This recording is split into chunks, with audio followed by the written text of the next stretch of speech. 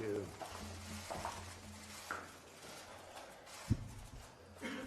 Good afternoon, everybody. I want to start by welcoming my friend, Foreign Minister Yoon Byung-chae, back to Washington.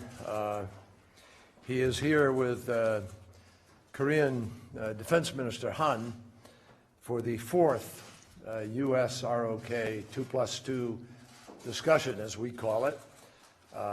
This afternoon, joined by Defense Secretary Carter, we had a very productive discussion about our alliance and about the various possibilities that we face in terms of increasing our defense cooperation as well as our diplomatic cooperation in the region, and particularly the challenges of the present moment. Just as a matter of personal privilege, I want to thank Byung-chae. He and I have been meeting and meeting now over these 4 years. We've become very good friends, and I appreciate enormously the relationship that we have. I have a beautiful bonsai tree that I am waiting to plant somewhere when I have time. And I thank him for that. Once it gets out of quarantine, it's been put in a special place. But I appreciate that, and today he gave me a wonderful album summary of the different meetings that we've had in various places we've been. So I'm very grateful to him for his personal touch and for his personal friendship. I think that underscores in many ways the message of today and of this meeting.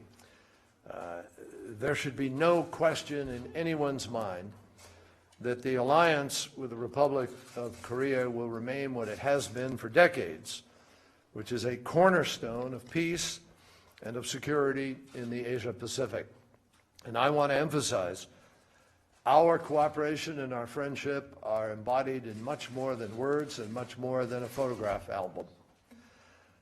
We work closely together on every single issue of the day on the basis of a shared set of interests, common values, and deeply rooted feelings of mutual respect. Now, shared security is really at the top of our agenda. It's at the center of our relationship. And the forefront of our security concerns remains the provocative actions and the policies of North Korea. Our two governments have joined countries across the globe in condemning North Korea's latest nuclear test and its repeated ballistic missile tests, which are a threat to international peace and a blatant violation of UN Security Council resolutions. We do not and we will not accept North Korea as a nuclear-armed state. Now, I assured the Minister of our commitment, the United States' commitment, to defend South Korea through a robust combined defense posture and through extended deterrence, including the U.S. nuclear umbrella, conventional, strike, and missile defense capabilities. Let me be clear. Any attack on the United States or its allies will be defeated, and any use of nuclear weapons will be met with an effective and overwhelming response. To that end, I am pleased that we agreed to establish a dialogue on extended deterrence. That dialogue will be co-chaired by representatives from the 4 ministries that participated in today's 2+2 dialogue.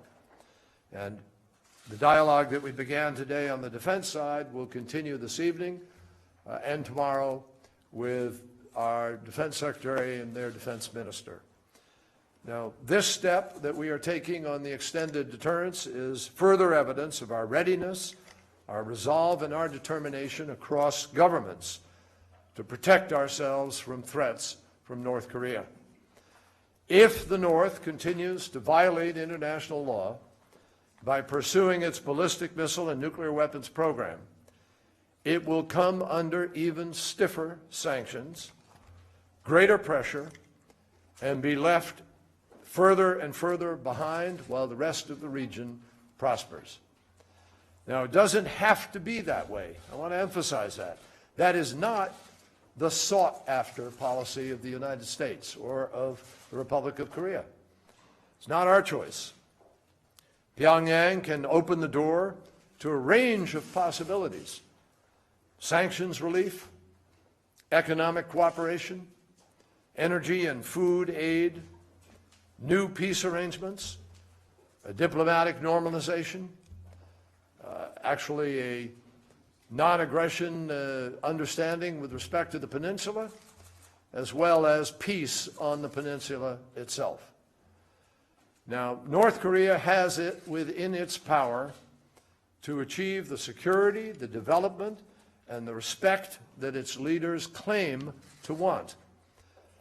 But those can only be achieved through a discussion of denuclearization with respect to weapons. A 5,000-year-old civilization, country, a long history, Iran, decided to do exactly that, to move into a discussion after 30-plus years of not even talking with the United States of America. And yet it was possible to create a compliance with the Non-Proliferation Treaty, a compliance with the IAEA requirements, and to move away from the potential of nuclear weapons. There's obviously a distinction between a country that didn't have them and was moving towards it and a country that has already exploded nuclear devices. But the principle is the same. The concept of peaceful choices and of compliance with global norms and standards is the same.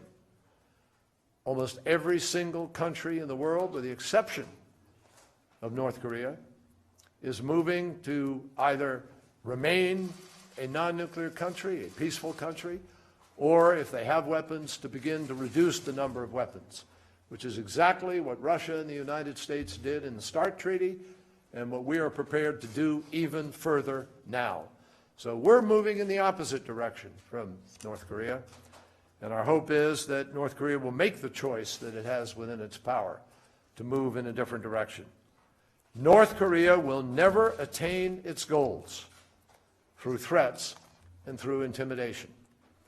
In New York last month, Minister Yun, Japanese Foreign Minister Kishida, and I met on the margins of the UN General Assembly in order to discuss our close coordination in the wake of North Korea's provocations and to reaffirm our joint commitment to a stable, peaceful, and denuclearized Korean Peninsula.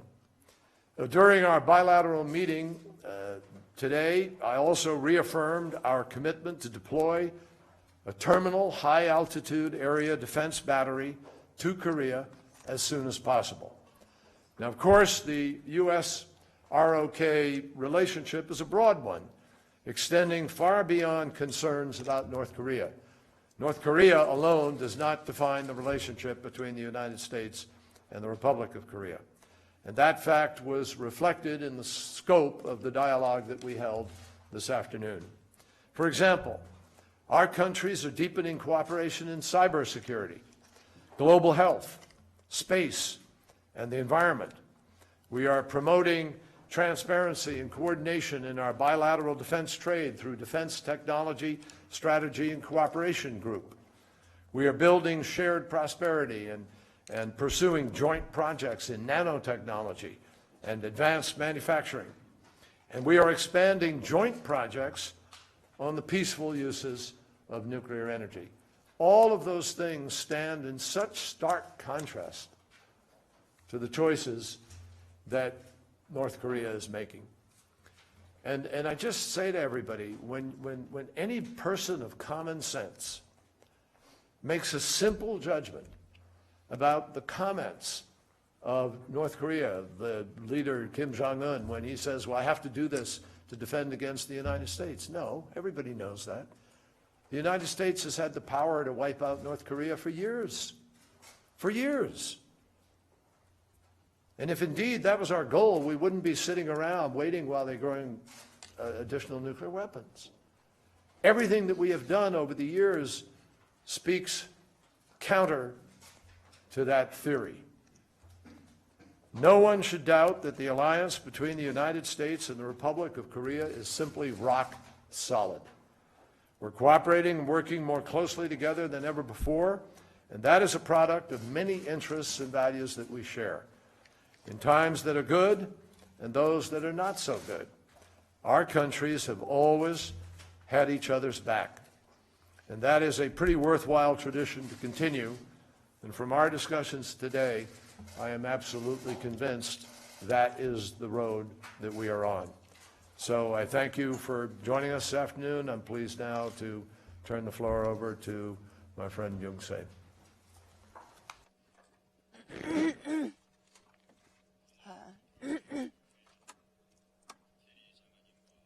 I would like to thank John and Secretary Carter again for hosting today's 2+2 meeting. As John eloquently debriefed us, our 2+2 meeting today focused on how we should respond to the issues pertaining to the Korean Peninsula, including, of course, the North Korean nuclear and missile threats, as well as on how we can further strengthen our alliance. Moreover, we had in-depth consultations on an array of regional and international issues commensurate with the name Comprehensive and Strategic Alliance. In particular, this year marks the 10th year since the first nuclear test of North Korea, and we're now faced with a grave situation where Pyongyang's nuclear missile threats are growing ever more than any time in the past. This year alone, Pyongyang conducted 2 nuclear tests, fired 23 ballistic missiles of all types, while restarting plutonium reprocessing. As a result, it has violated the UN Security Council resolutions as many as 26 times thus far this year, even blatantly threatening to actually use these weapons. North Korea's threat is no longer confined to the Korean Peninsula and Northeast Asia. It's now a direct threat to the mainland U.S., and I particularly stressed that the next few years will be the tipping point. Recognizing this situation, the 4 of us had the most in-depth discussions since the launch of the 2+2 meeting in 2010. More importantly, we have reached the conclusion to take comprehensive countermeasures befitting the extraordinary circumstances. First, the ROK and the U.S. concurred that North Korea will pay an unbearable cost should it resist nuclear renunciation. To this end, our 2 countries have agreed to use all available tools in the toolkit and beef up pressure and sanctions vis-à-vis North Korea in a continuous and multidimensional manner. To elaborate, we will work towards adopting a new Security Council resolution to close the existing loopholes and pursue even stronger independent sanctions in sync with the Security Council resolutions and further isolate North Korea at the global level, working shoulder to shoulder with the entire international community. Second, the ROK and the U.S. share the view that credible military deterrence is more indispensable than ever before to effectively support the 3-pronged diplomatic pressure I just mentioned. We have thus agreed to materialize and institutionalize the extended deterrence doctrine, which is at the heart of the U.S. commitment to the defense of South Korea. In this connection, the 4 of us have decided to establish a high-level extended deterrence strategy and consultation group under the 2+2 framework. Going forward, we shall promptly set out all the practical details through a follow-up meeting and put the new group into full operation. This new body, EDSCG, will be attended by high-level officials from our diplomatic and military authorities and facilitate in-depth consultations on ways to mobilize all available capabilities of DIME that addresses all core components of deterrence, from diplomacy, information, military to economic sanctions. The agreed establishment of this high-level body will equip the ROK and the U.S. with a multi-layered mechanism that facilitates military strategic consultations as well as covering strategic and policy problems on extended deterrence. We expect that the aggregate deterrence capabilities of the alliance will be maximized as a result. Moreover, this will be yet another institutional pillar undergirding the ROK-U.S. alliance, along with the 3 high-level groups on North Korea, economy, and nuclear power installed under the Park Geun-hye and Obama government. The EDSCG will expand the depth and scope of our of our bilateral partnership. In particular, Secretary Kerry and Carter have reaffirmed that the U.S. will defend South Korea from any and all North Korean threats through extended deterrence, encompassing all parameters of defense capabilities, including nuclear umbrella, conventional and missile defense. They also made it loud and clear that Pyongyang will be met with effective and overwhelming responses should it resort to nuclear weapons. Third, the four of us recognize the need to accelerate change in North Korea, and to this end agreed to take a holistic approach in addressing a wide array of North Korean issues, ranging from human rights abuses, including overseas slave labor, as well as facilitating the flow of information into the North. In this vein, the recent launch of the ROK-US consultation on North Korean human rights should serve as a useful locomotive in deploying the holistic approach to address North Korean issues in an effective manner. With this new mechanism at the center, the ROK and the U.S. will lead concrete efforts of the international community to address the dire human rights situation in North Korea. Such efforts include the promotion of international discussions on this issue, ensuring accountability, including against the highest leadership in Pyongyang, and increasing information access by the North Korean people. We'll also be working with the EU with regard to the ongoing discussions of the North Korean human rights resolution at the UNGA. Finally, our two countries reaffirmed the importance of our global partnership that goes beyond North Korea and committed to upgrade our ties further in the regard. Our two governments have substantially broadened and deepened our alliance in the past 3.5 years. Their major accomplishments include the conditions-based OPCON transfer, successful implementation of the KORUS FTA that brings mutual benefits, a new special measures agreement, as well as the conclusion of a new civil nuclear cooperation agreement. We have advanced our partnership into new future-oriented frontiers of cooperation, such as space, refugees, humanitarian assistance, women and health security. And now the ROK-US alliance is evolving as one of the most successful and exemplary alliances in the 21st century. Today's new meeting will be the last 2+2 meeting under the current administrations in the two countries. As the saying goes, every end is just another beginning.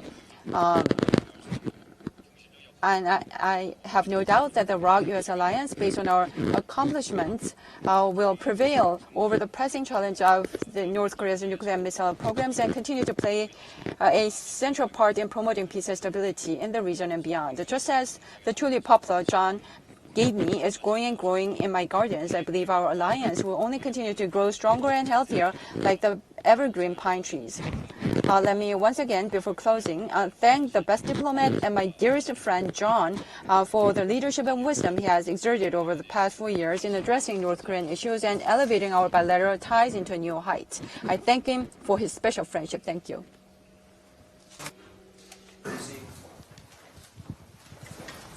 Thanks. Mr. Secretary, on Syria, senior U.S. and Russian officials are meeting today in Geneva. Has any progress been made in those talks towards a ceasefire? And can you trust the Russians to stay true to their word, given that a senior NATO diplomat just said Moscow is launching its largest naval deployment since the end of the Cold War and may launch its final assault on Aleppo in the next 2 weeks? Separately, North Korea has conducted 5 nuclear tests, 4 of them on President Obama's watch. What, if anything, can the U.S. do to deter Pyongyang from carrying out additional nuclear tests? And Mr. Minister, Donald Trump has said that he is open to countries like South Korea and Japan having their own nuclear weapons. What do you think of that idea?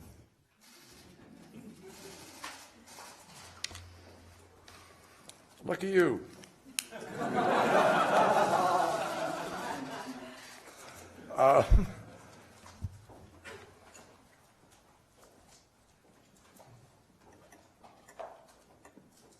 So with respect to the meetings that are taking place in Geneva, they are taking place right now.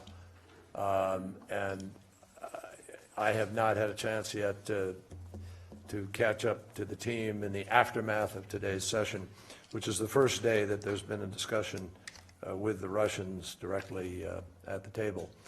But I would say this, you know, I'm not approaching this with a great high sense of expectation.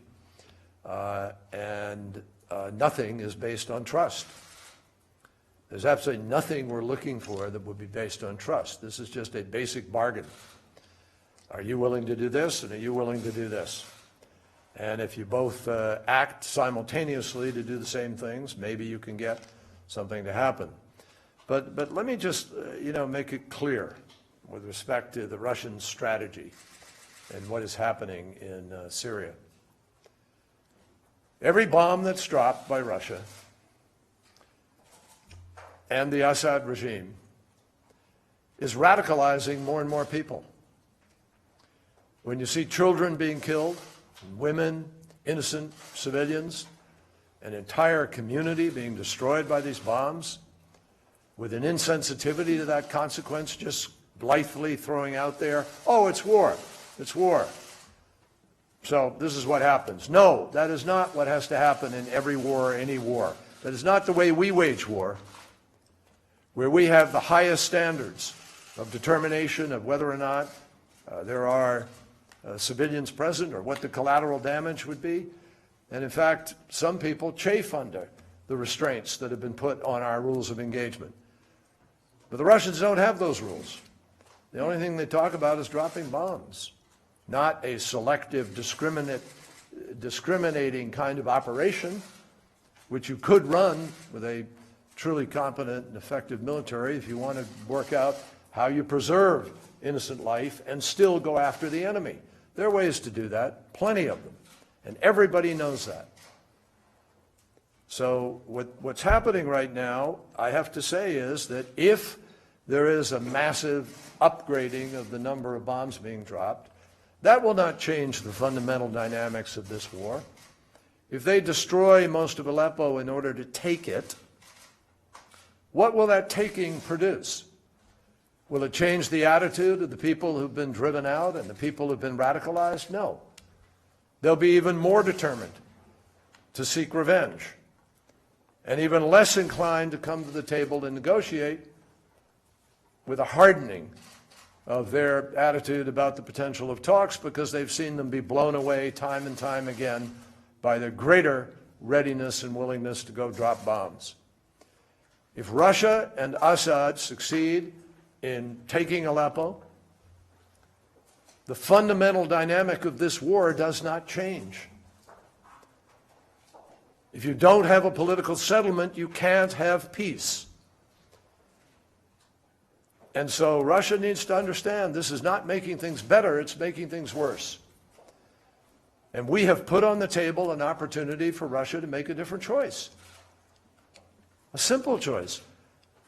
If they will, in fact, have a legitimate ceasefire and stop the bombing, then you can work with people on the ground in order to be able to separate the genuine terrorists from people who are willing to live by the ceasefire. But every time they drop a bomb on people who have joined the ceasefire, they break the ceasefire and thereby create even greater difficulties to try to find peace. So let there be no doubt about the responsibility here. Russia can make a different choice. Assad could make a different choice. Russia could make Assad make a different choice by making it clear that their participation on his behalf is conditioned on his readiness to live by better standards. That's how simple this really is. So I know there are ships sailing and big forceful demonstration, and they may put that force to use. They may well. But the world will make its judgment about what they choose to do. And the world will hold people accountable who violate the laws and standards of modern warfare, as crazy as that sometimes sounds. And I know it does.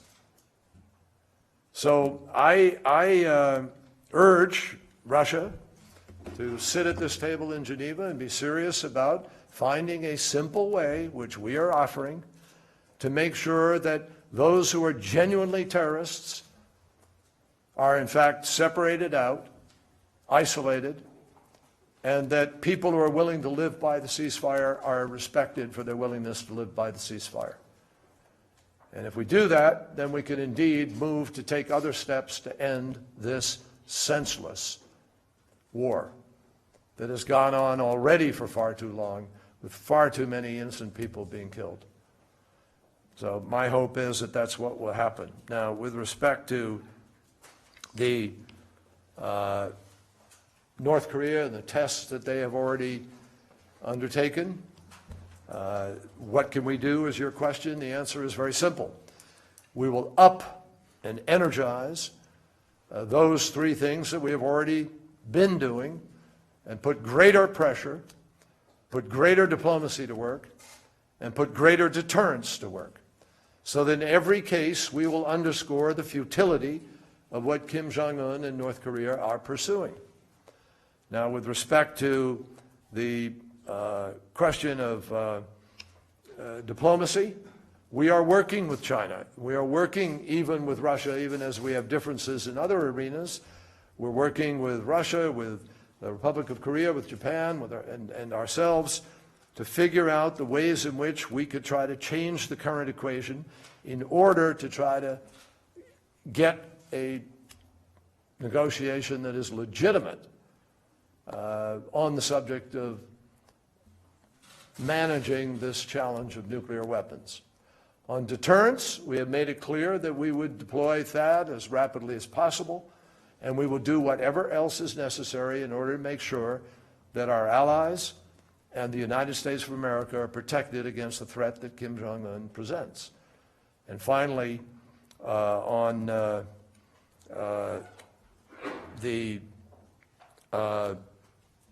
question of pressure, we will and are right now negotiating additional measures of sanctions at the United Nations, discussing how to deal with the livelihood loophole that's in the last resolution, so that the coal that has been coming out of North Korea, providing them with revenues that they should not be entitled to, that we change that, because it's obviously being abused. Why is it being abused? Because the greatest amount of coal and the greatest amount of revenue historically has just passed between China and North Korea.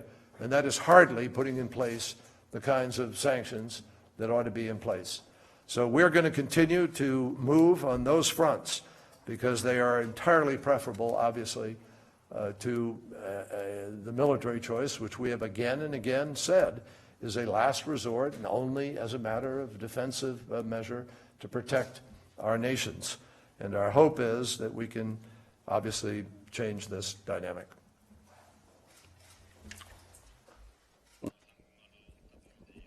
Let me address the question in Korean. South Korea is a member of the Non-Proliferation Treaty. We are a party to the NPT. And last year, the new civil nuclear cooperation agreement between our two nations went into force last year. So we are at the forefront when it comes to the peaceful use of nuclear energy. And as was mentioned by President Park Geun-hye on a number of occasions, a nuclear-free Korean peninsula is one of the goals of our policies on the part of the Korean government. As such, Korea is one of the most exemplary nuclear-free countries, and when it comes to the ever-mounting missile and nuclear threats of North Korea regarding how to pressure North Korea against this threat is something that we are paying the greatest amount of attention to. It is time for us to exert greater efforts. Between our two nations, they are located in the U.S., and we will engage in stronger partnership and efforts so that we can press North Korea in all dimensions. In particular, regarding the missile and nuclear threats posed by North Korea during our meeting today, through the establishment of a high-level group that we agreed to establish during the meeting that will deal with extended deterrence. I believe that we'll be able to reduce the concerns on the part of the people concerning this nuclear threat. Thank you.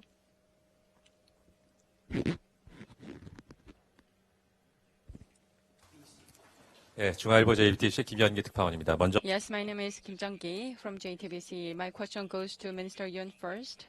When I read the joint statement today, as was mentioned by you, you agreed to establish a high-level discussion group on extended deterrence.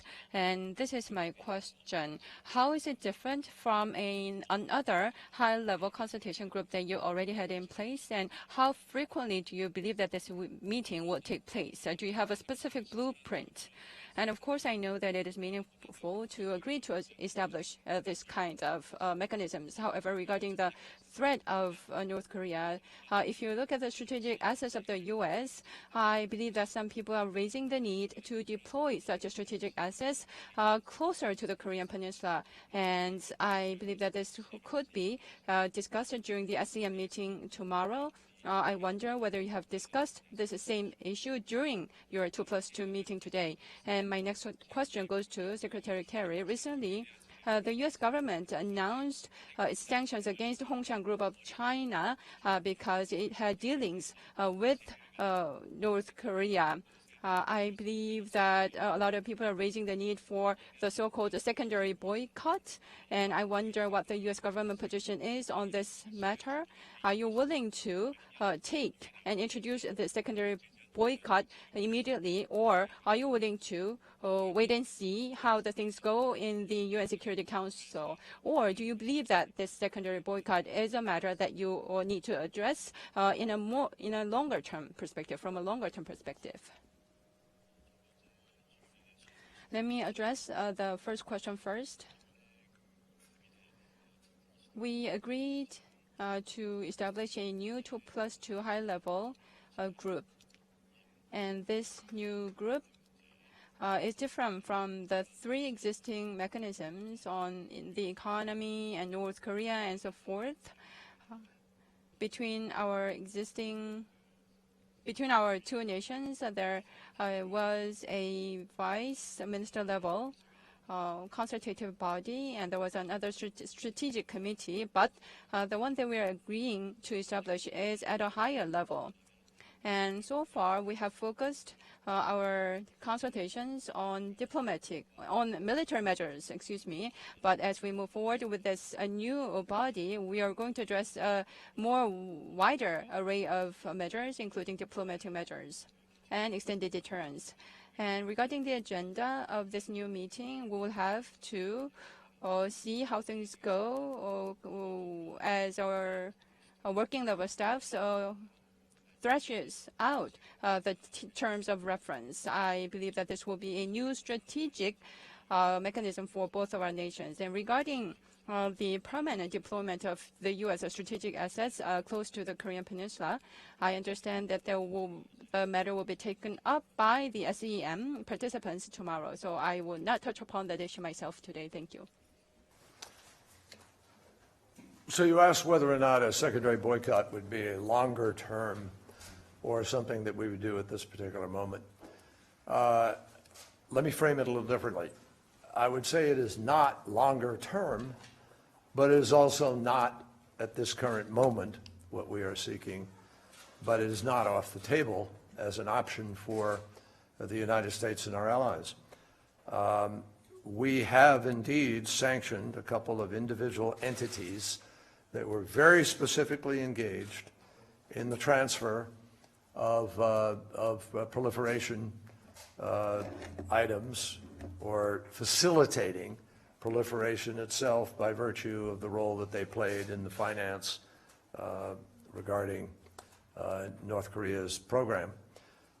And we will continue to look very, very carefully at who is doing what and to hold people accountable. But at this point, I would not call it a secondary boycott. I would call it a selective approach, while we hope that people will make wiser choices and there will be a greater level of enforcement. But we're serious about this, and we need everybody to be serious about this. And we need to recognize that thus far, the level of pressure has not been sufficient to change the calculation, and therefore we have to increase it. Remember that even with Iran, it took a period of time. You had to build the capacities, and it may be that we have to undertake the same kind of effort here, which would become much broader. And we'll see where we go over the course. Our first choice is to have a full measure of cooperation, and frankly, our first choice would be also to have a serious conversation at a negotiating table that makes the region safer and actually allows for North Korea to meet the needs of its people, which is not happening today. And so increasingly, I think over the days ahead, even with the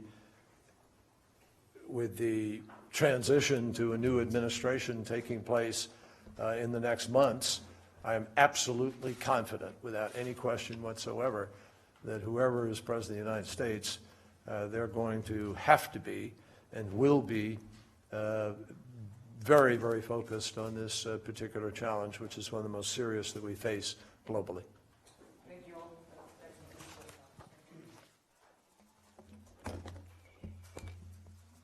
Thank you. Thanks so much. Thank you, everybody.